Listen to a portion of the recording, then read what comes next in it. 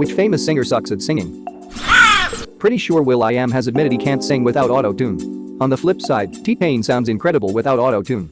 T-Pain's Tiny Desk concert is one of the best things ever. He did an acoustic mashup of his best songs, and it's one of my favorite things to listen to. Can't find the link, but I'll post it when I get home. He was also on that show, The Masked Singer. He was super good on that show.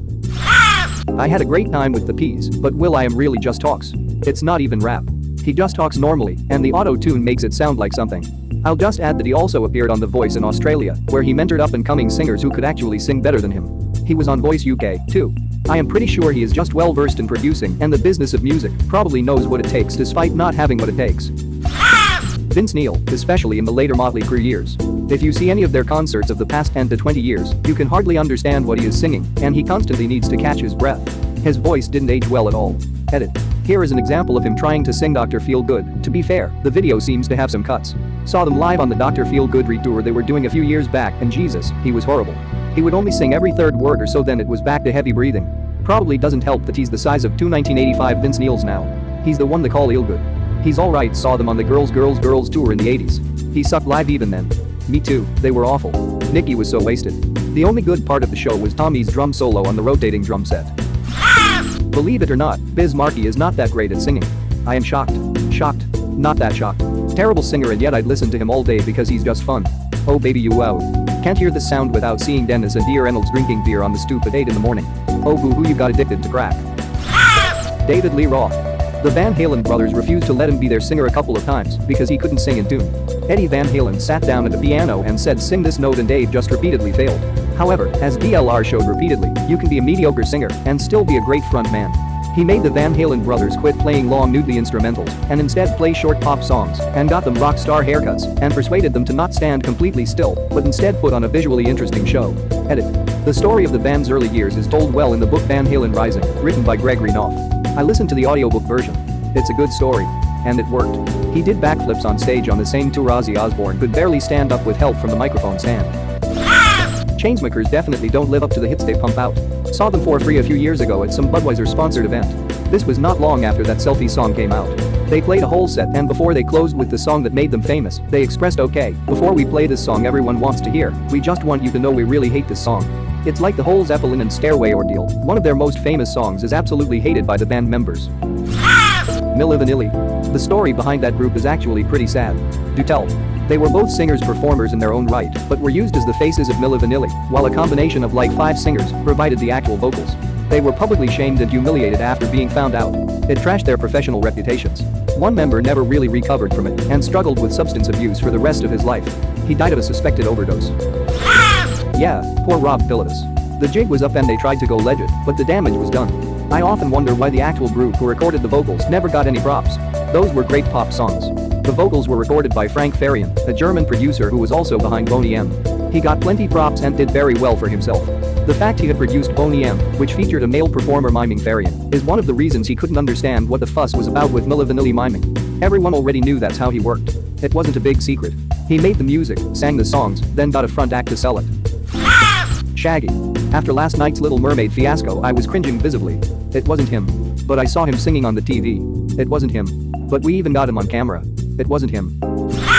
Dolly Parton. Nah, just kidding. She's the real deal. I was about to throw down. Right, don't fuck with Dolly. Not only is she a phenomenal singer and songwriter, she is good people. Dolly is that bitch. Insanely talented. Stood up for herself as an artist and refused to sign over her shit. Feminist before it was cool. Owns her boob jobs. Has a bomb amusement park. Donates a fuck ton to charity. J-Lo. Girl can dance but her voice. No. J-Lo has always been the kind of singer you want to see, not hear. She's not really a singer as much as she's an entertainer. Like Britney and Rihanna. I'd put Lady Gaga and Beyoncé as singers who are also entertaining. Then there's the Adeles and Christina Aguileras who are all about the voice. Pink can do it all. Imagine belting out a song while spinning upside down in the air. For those who don't know, look up Glitter in the Air Grammys 2010. How is Dream Theater's James Labrie these days? Used to be he couldn't keep a straight note live. His mid-register actually still sounds great, but his higher register is forced, and he just shouldn't try anymore. God, this is the only mention of him in this entire thread. I'm pretty sure he's hailed by every single DT fan as awful. Labrie was fantastic, but some vocal injuries, sickness, and continuing to do shows while his voice was bad in recovery. Those things seriously fucked his voice, and now he can't do half the things he used to be able to. Jennifer Lopez. And she's one of the few that will actually admit she isn't a great singer, surprisingly. That's probably because she didn't build her career on singing alone. She was already a professional dancer and actor by the time her music career took off. I think her singing motivation came from Selena the movie. I think if Selena were alive, she'd be where J-Lo is now. Madonna. Her Eurovision performance was 100 times worse than the worst participating country LOL. The funniest part was when she went on to post a video on her Twitter and it magically sounded better. Even with the retouch, it still sounds awful. There's no amount of sound editing that will salvage that performance. I actually have no idea what Madonna's real voice is like. You can listen to Like a Virgin, and her voice is pretty high. Then you watch Who's That Girl and she has a few moments where she drops the fake voice and it's hella deep. You listen to the Who's That Girl album and she has a high voice again. You hear the same songs live, and now she has a deep voice, but you can tell she can hit the high ones, but just doesn't feel like it. I love her, but Britney Spears' voice isn't has been terrible. She sounds like her nose is plugged, has minimal range, and her voice is just weak. Christina Aguilera has pipe side, but I hate the way she scoops and trills every last note. I love Britney, but a record company absolutely wrecked her singing voice with the baby voice. The voice her label made her use actually is a variant of just closing your nose and singing from your throat.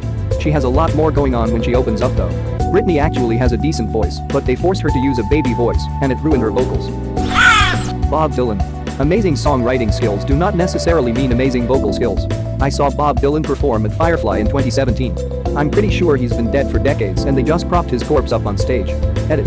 Half my replies are from people who were at Firefly with me, and the other half are from people who thought the same thing in 1980. I've seen him a couple times. I love Bob Dylan, but he sounds like a horse that has smoked its entire life. The really weird thing is that you can actually sound like a chain-smoking horse and be on key. Dylan's style depends a lot more on the first than the second, but hey, it works. Adam Levine. He is really pitchy. Auto-tune can work wonders. I will say, in his defense, that when I saw Maroon 5 as an up-and-coming band. Shit, like sometime in the early 2000s, maybe 2006 at the latest. At a small club in Pittsburgh called Graffiti, they blew me away. Adam sounded like Justin Timberlake, but over this really cool live band. I was into bands like Thursday and Bad Brains at the time, but was seriously impressed. Maybe the success made him complacent like he lost his edge from back then when they were hungry. Edit.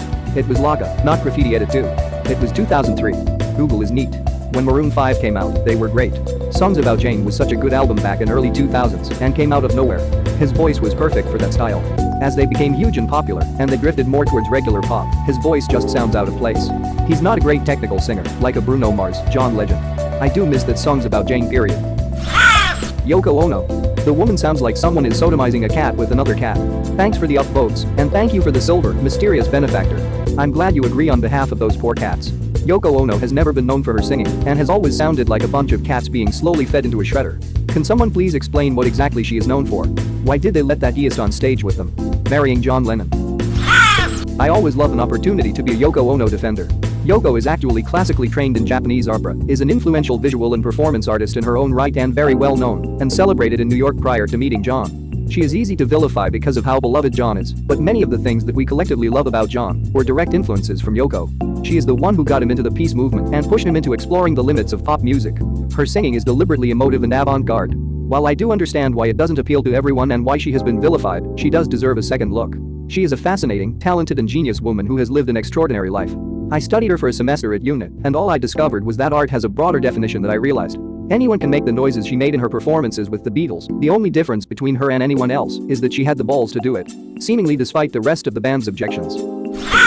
I'm surprised I didn't see Selena Gomez, but yes, Selena Gomez. I came here to mention her. She doesn't sound like nails on a chalkboard, but she definitely isn't what I call a good singer. Her singing voice just sounds like her speaking voice. She has that Taylor Swift thing where sounds like just any random person who isn't a terrible singer and happens to have access to a recording studio. She can't leave the octave she speaks in, and her songs are tailor-made to cater to that. Her new song is supposed to sound grand and rangy, so they had to bring in a choir to sing for her in the background. This is the complete opposite of your question, but Jack Black actually has a phenomenal voice. Tons of range and he just sounds great live as well. You should really check him out. It's true, but between the comedic nature of most of what he sings and the overblown effects he puts on as his style, natural, not computer effects, it's real easy to miss. The dude is an absolute beast vocally and a great performer on top. Yeah, he chooses to be a very goofy vocalist, which undermines his range and talent, I think. Go watch the video of Tenacious D playing Immigrant's song with the Foo Fighters. One of the best vocal performances I have ever seen. Meatloaf fucked his voice. It used to be good, but he wrecked it. He never got any training because he naturally had a powerful sound and was successful with it, so what needs fixing right? There are lots of articles by vocal coaches who use Meatloaf as the inducement to learn good technique.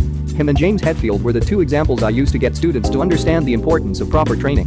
Hetfield was a perfect example of how you can come back so much better if you work and train properly. I'd play the S&M album in comparison to earlier stuff to show the difference. So spew up blood and or ruin your whole voice forever or lose your pride and learn it right was always my main point. Mariah Carey, now.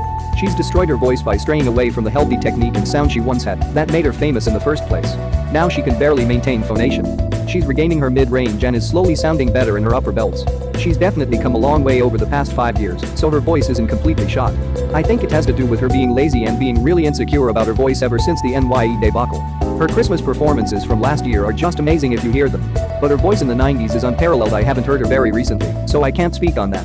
But yeah, when she first started, her voice was superior among great voices. She just pushed too hard for too long. The vocal folds are very fragile. Katy Perry. Have you heard her live? Pretty awful. I've seen precisely 2 Katy Perry performances on television. The first was SNL, and I called it the single worst performance I'd ever seen on the show, and I'm pretty critical of SNL's music segments.